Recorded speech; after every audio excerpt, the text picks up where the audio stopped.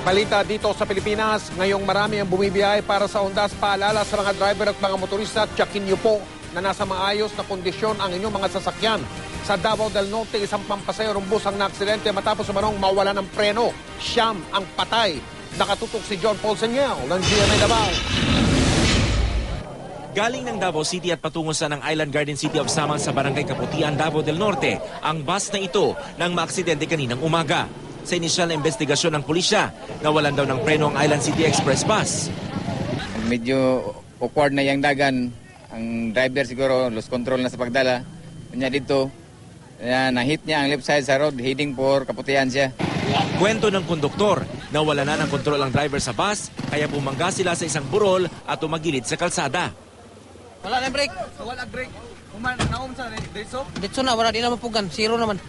5 ang dead on the spot kabilang na ang bus driver. 4 pa ang binawian ng buhay sa ospital.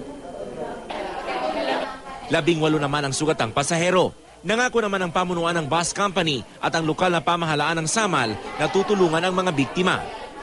Kami sir mutabang ni. Ugma magsisyon mi ugma wala katagaan na budget ang mga hinungtungdan. John Paul Siniel, Nakatutok, 24 Oras.